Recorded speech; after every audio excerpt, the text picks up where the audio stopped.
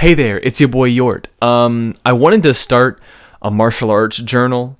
I've been doing martial arts for like 5+ years now, and I really wanted to have something that could keep track of my progress, something I can share, my thoughts, my opinions, like what I learn. I think martial arts is one of the greatest things that someone can undertake. I think it's really important to try to dedicate yourself. I think it's really important to dedicate yourself to something that allows you to push past whatever kind of struggle you're dealing with, whatever kind of pain or whatever kind of emotions that's causing you problems. I like how it can help you deal with it and deal with yourself. A bit of my background. I didn't start when I was doing young. I didn't start doing like karate, or I didn't start doing like judo or any kind of grappling when I was younger. I actually did some karate when I was really, really young, but I didn't make it past white belt. It just wasn't for me. I didn't do sports. What actually got me into physically moving was I got into stunt work. I got into stage combat. I was going to school for an acting degree, and one of my favorite teachers also was one of the treasury.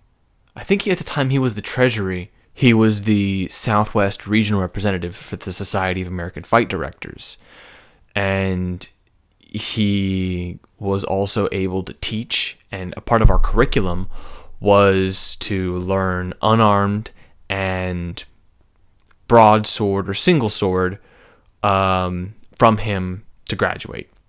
That was part of our movement training. And I actually took a summer intensive before we did any of that combat training, when he did quarterstaff, and I fell in love with it. That's when I really learned, like, I can do this too. I can train my body to do things, and I can actually really work hard and figure it out. I started with quarterstaff. I fell in love with staff work. I fell in love with pole arms. Ray Park, I loved some of his work because I was like, stunts, this is fantastic. The dude was Darth Maul. Love Star Wars. And I was like, Adam, what else is there? He goes, well, we have, at the Society of American Fight Directors, we have 8 main weapon practices.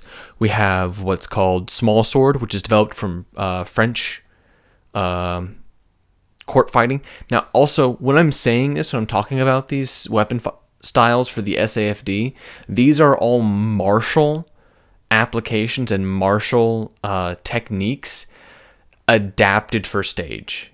Now, they use similar tactics, they use similar timing, and they use similar movements, but they're not actual. I could probably end up killing myself more than I would kill someone else. I would probably both die. Honestly, I mean, that's how most duels ended up. Both people end up dying, honestly, all the time. So I did start with quarterstaff. So, sorry, there we go. Back on track. There we go. We have small sword, which is developed from French court fighting. We have rapier and dagger, which is influenced from a lot of different styles, the English, the Spanish, and the Italian styles. They're all over the place. It really depends who you get your teaching from. They all have the basic core curriculum, but some might have this kind of flair, some might have this kind of flair. It's all subjective. It's art. Subjective. There we go. We have single sword, which is completely made up. It's not a real weapon. It's like half between. It's an Olympic sport saber foil, but people fight with it like it's a saber. It's somewhere in between those. It's really meant to kind of be a jack of all trades, like a fit-in piece. Like if you wanted something that could be a cutting weapon, but also could be a thrusting weapon, that would be what we would use single sword for. It also was the cheapest one out of any of the swords to buy, and really anyone could use it. It's very light, very easy. We have broadsword, which is kind of catch-all term for longsword weapons. There's no katana, which is There's no Chinese broadsword. There's no shotel. There's no kopesh. There's none of that kind of work. We have sword and shield. We have knife, unarmed, and is that it? No. There's one more. What could it be? But we also trained. There's also theatrical firearms, which is another thing that we do. I have a little bit of training in whips. I juggle a lot. One of the weapons, or one of the styles of fighting that I trained a lot in throughout my years of getting all of these weapons and certifications was Arnis, or Eskrima. I really, really, really love Eskrima. It's beautiful. I love the double stick work. I love the locking. I love the open hand knife. Just to be able to use all of them. Just to be able to flip back and forth. I guess compared to everyone here in America, I'm of smaller stature. I'm 5'9", so it's developed for people. It was developed in the Philippines for people with smaller stature against people like who are Spanish descent. So it has that ability to be used on anyone. It's the same joint as on every human. But I did that for a little bit for formal training. I didn't have any like formal title or rank with them, with Arnis or Eskrima in any way. I wish I did. I can't train in two things at once. I have to do one at a time. I did do some stunt work. I was a stuntman at a Six Flags show in Baltimore, Maryland for a little bit. So I learned some falls. I learned some techniques. But what I really want this whole project, this martial arts thing, to start off with is I've been training in Muso, Jikiden, Eishin, Iaido for I think around 5 to 6 years now. It's classical Japanese swordsmanship. Developed by Hayashizaki Jinsuke Minamoto Shigenobu. Hayashizaki Jinsuke Minamoto no Shigenobu. There we go. Ha. About 500 years ago. It's a system of using the katana as a form of self-defense. It's developed by samurai for samurai against other samurai. This is under the supposition that you are a samurai walking on the street with your katana and your wakizashi, both just walking about. Now, we don't train with a wakizashi because we only practice with the katana, with the Iaido, with just a two-handed sword. All of our movements account for having a wakizashi on us, so it doesn't get in the way. But we don't train with it actively. At least at my level in my dojo, we don't. But it's basically under the supposition that you have no armor on, you are walking in the street, you are just minding your own business, and you are attacked. Now, we have multiple different...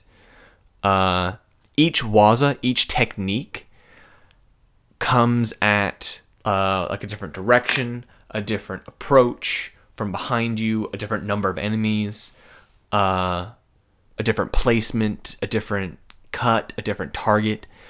Each waza that we practice from a different set is to train our bodies with the motor control and the reaction time to be faster than our opponent, to make those decisions of what to pick and when to apply it in the fight, when they come at us from whatever angle, which is the purpose of really any martial art. But this is specifically with the katana, just two-handed with no armor on. Not on a battlefield, not on... the system of Iaido isn't meant to be used on the battlefield. Like, it's not... Like, if I got into a fight with somebody that, like, if I was on the battlefield running around I wouldn't cut somebody down. Well, I wouldn't start with my sword sheathed. I wouldn't use a sword. Anyway, I'd be using a spear probably, or a bow, or an arrow.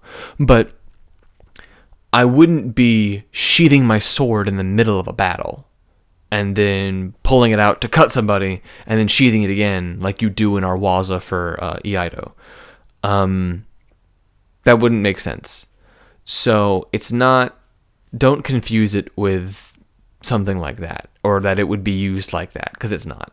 But that's really what I'm going to be talking about. I'm going to be... I go to class a couple times a week. I'm going to be recording it during the weekend, and then I'm going to upload the up-to-date and current journals on Monday, and then I am going to upload the older ones from back that I've been collecting, that I've been starting on Wednesdays. So I'll have those as like archived journals to kind of have both of them going. So I have one that's updating and then one that's new. But other than that, oh yeah, another thing that I do, I have a very good friend of mine that I also do a podcast with called Sword Buddies, that we, on Wednesdays, we get together, and because we both have class that night, and we talk about our different sword arts, what we do, and the concepts that we learn, and we kind of compare and contrast. So it's something a bit more to get another kind of insight into my world and my capabilities, because he has the same stunt background, or not the same, but he has a similar stunt and stage combat background as I do, because he went to the same school as I did. We did a lot of our training together. So if you want another insight, I'll leave a link in the description below for Sword Buddies. Other than that, I think that's it.